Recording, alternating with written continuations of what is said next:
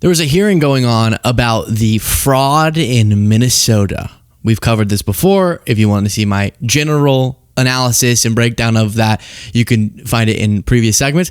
But I'll just jump in here with a former DOJ special counsel, Brendan Ballo, and he gets up during this presser that's supposed to serve Trump's argument, right? Trump has used the Minnesota fraud story to allege a bunch of different things and to make a bunch of different points. And then all of the MAGA echo chamber has as well.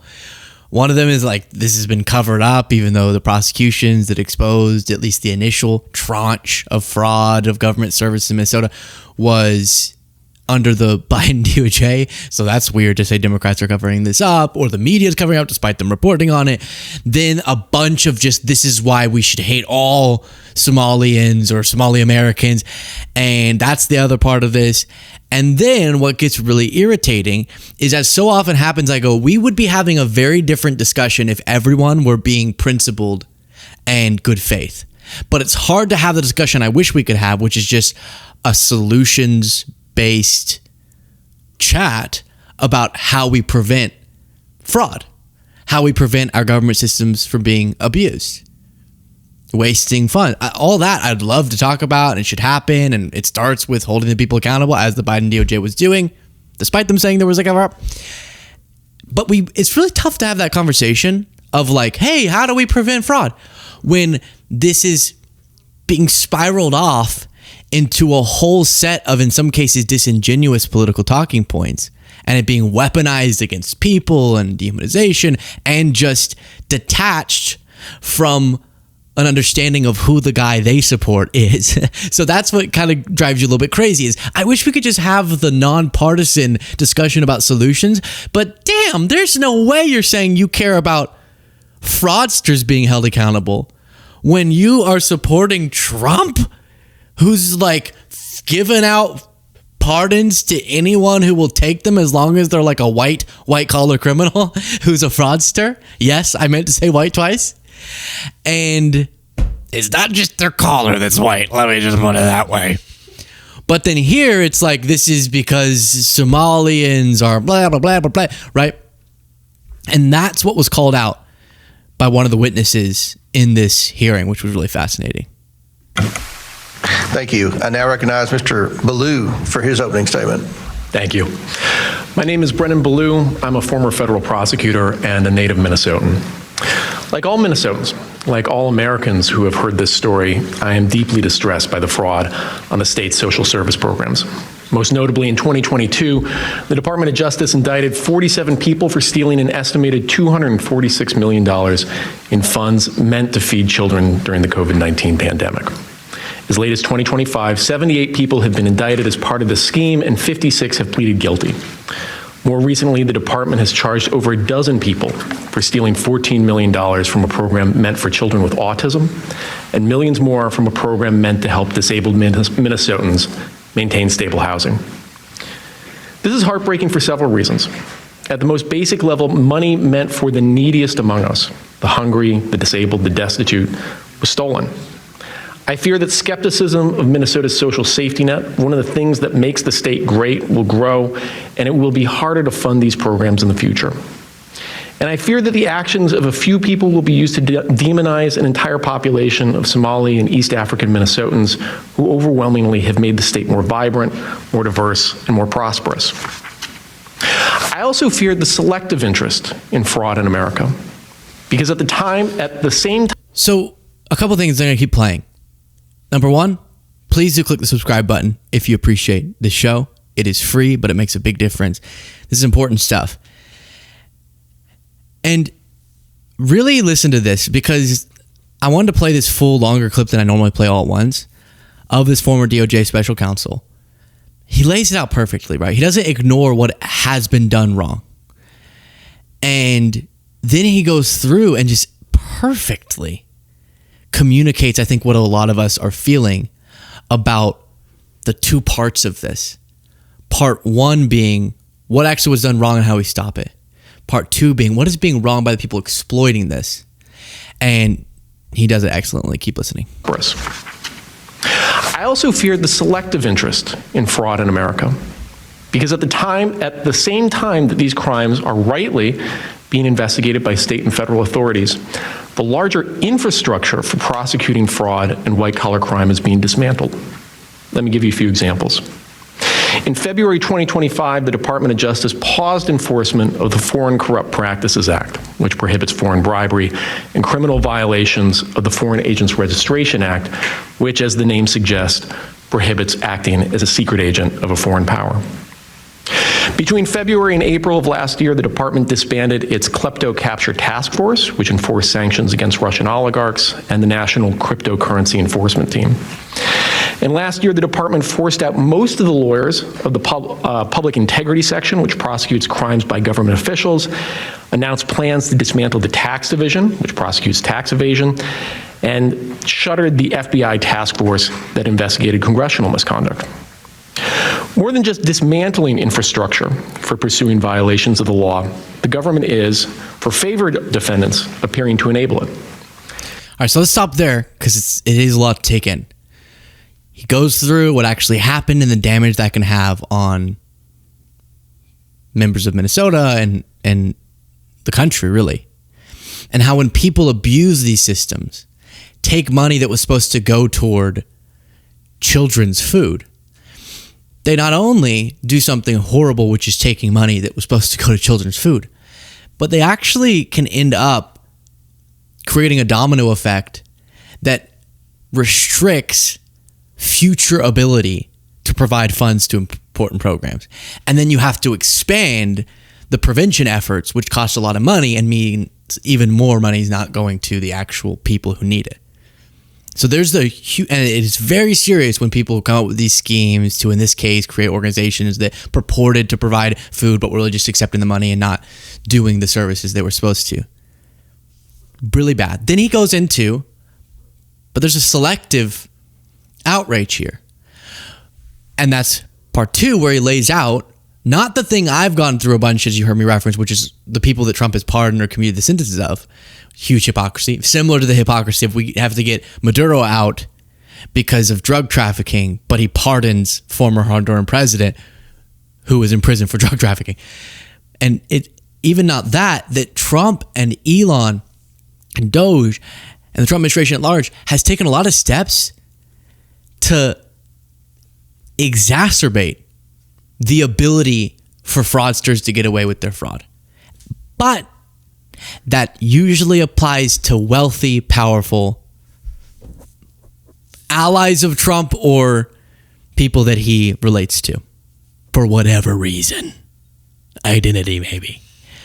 And when you remember that, because it's something that we've talked about before, the gutting of the Consumer Financial Protection Bureau, all the things he listed, that actually powerful fraudsters are going to have a much easier time to get away with it. Or people, wealthy tax cheats with what they're doing at the IRS, going to have a way easier time getting away with it and ripping off us because we're not getting the taxpayer money we should from them.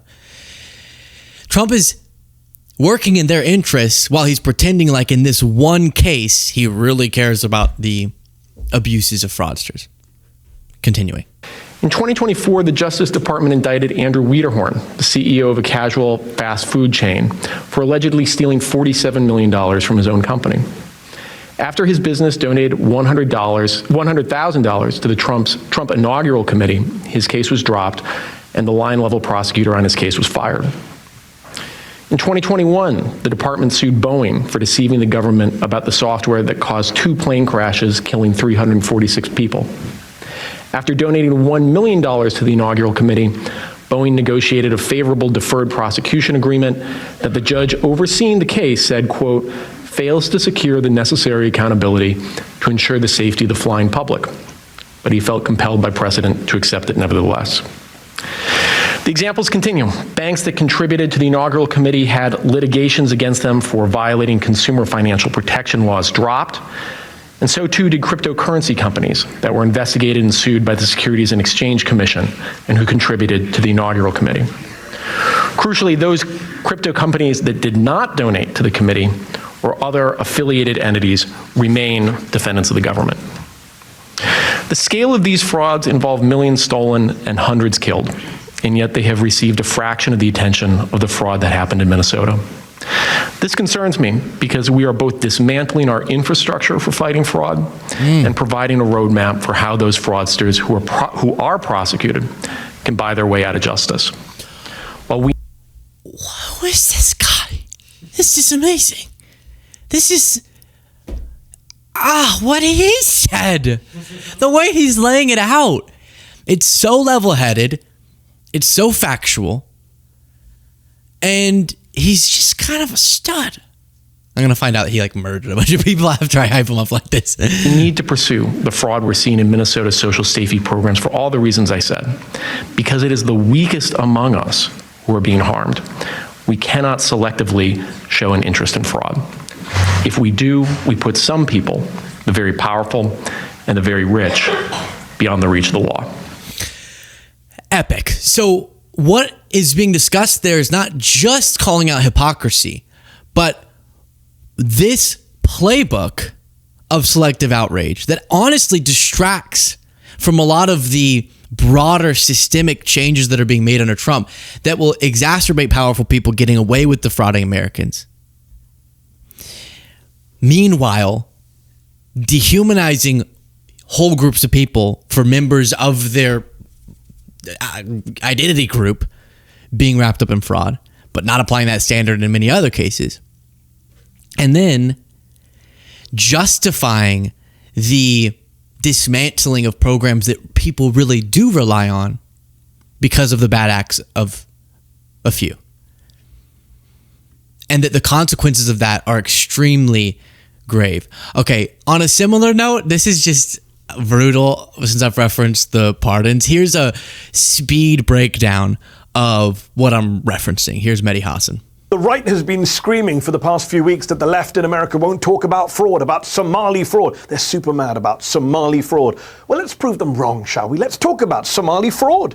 Give me just 60 seconds. Start the clock. Let's talk about convicted fraudster Trevor Milton, who defrauded his investors, cost them tens of millions of dollars and was sentenced to 4 years in prison. Oh, wait, he's not Somali and Donald Trump pardoned him last year. Let's talk about convicted fraudster Paul Walsack, who stole over $7 million from his employees' paychecks and was sentenced to 18 months in prison. Oh, wait, he's not Somali and Donald Trump pardoned him last year. Let's talk about convicted fraudster Michelle Fury, who took $70,000 meant for a memorial to fallen police officers and spent it on herself, including on cosmetic surgery. Oh, wait, she's not Somali and... What? What do you mean cosmetic surgery? She didn't have a... What? She didn't have any cosmetic surgery? surgery. Oh, wait, she's not Somali and Donald Trump pardoned her last year. Let's talk about Lawrence Duran, who led at the time the largest therapy-related Medicare fraud scheme in history, was sentenced to 50 years in prison in order to pay back $87 million. Oh, wait, he's not Somali and Donald Trump commuted his sentence last year. Let's talk about Philip S. Forms, who orchestrated the biggest criminal healthcare fraud, Medicare fraud in American history, over $1 billion in fraudulent claims, and who was sentenced to 20 years in prison. Oh, wait, he's not Somali and Donald Trump commuted his sentence back in 2020. Let's talk about David Gentile, who defrauded over 10,000 investors of over $1.6 billion in what was basically a Ponzi scheme and sentenced to 7 years in prison. Oh, wait, he's not Somali and Donald Trump pardoned him just last month. So that's just going through some of those examples. Let's have the same standard. Why don't we? And let's not use this case in Minnesota as justification to gut and dismantle crucial programs while demagoguing about groups of people for your own political benefit. At that fraud hearing that you saw in the House, you had a high moment like that former DOJ special counsel. You also had stuff like this where it just turned into a shouting match, and ultimately Republican Nancy Mace calling Ayanna Pressley over and over baby. But really, he's just a criminal. So raise your hand if you oppose Trump's pardon of this Minnesota individual. Ma'am, this grandstanding nonsense this is not grandstanding. Is exactly this is what Minnesotans hate about D.C. This is accountability, and you are hypocrites. So again, I will take your refusal. Thanks for demonstrating my opening Mr. statement. Chairman, order, decorum. She's off the Reclaiming rails. my time. I'm not off the rails, please. You are Enough totally with your off the rails. tropes. Nancy, Order. enough Off the with your rails. tropes. Give me my time back. Order, Mr. Chairman. If Republicans didn't were come here to be serious accused about reclaiming my time, me. restore the time. Oh, hi there. Oh my gosh, you've never looked into politics, have you? Hi, I'm Luke. Welcome. This is American Politics. You have no time left. You're overtime. You're out of time. You're out of time. We're done here. Touch in out of time. At least 10 Mr. Chair, she's out of time. Time's expired. Out of order and out of time. Ms. Presley, you've already secured your MSNBC spot tonight. Now your time's MS what now? Ms. Presley, you've already secured your MSNBC spot tonight. Now your time's I think it's MS now. It's MS now. looking for Chair accountability, recognizes Ms. and you Mace want to from run from the South Carolina. hypocrisy Chair of your recognizes king Ms. Mace. and this administration. Thank you, Mr. Chair Chairman. recognizes Ms. And Mace. Mr. Chairman, I agree. She's don't going to be care a great about host on hungry children. You wouldn't be MSNBC. cutting This is back. my I time. wouldn't want to jump in. Hey Nancy, get your own joke. You ever thought of it? Hey Nancy, don't take Jim Comer's joke. That's so funny. What I also think she's gonna be good on MSNBC. Reclaim my If time. I were you, Ms. I Presley, reclaim my time. This is my time. I wouldn't want to interrupt Ms. Mace. It's her time. Chair recognizes Ms. Mr. Chair, You are out of order. she did not get all of her time. Mr. Chairman, She she's wants to still out insult of us order. for 10 more seconds. What do we Your have time to is do expired. to get this Chair- woman in order? Her time is expired. Chair recognizes. What are you saying, Nancy? Everyone get in order, but Nancy, what did you just say? It's kind of had a weird insinuation. Get this Chair- woman in it's order. her Listen. Mr. Chairman, She she's wants to still out insult of us order. for 10 more seconds. What do Your we time have is to do to expired. get this woman in order? Her time is expired. What? What? Chair recognizes You're Ms. going to be Mace. great on TV. You're really good. Dude, that's not your joke. No, baby, you're not. No, baby, you're not. You are not in order. You're out of order. Goodbye. You're done. Mr. Chairman, it's my Chair 5 recognizes minutes. Ms. Mace. Are we good here? You know, I met some people, some voters of Nancy Mace's, and I said, explain it to me. Why did you vote for her? And they said, she's terrible. I don't know.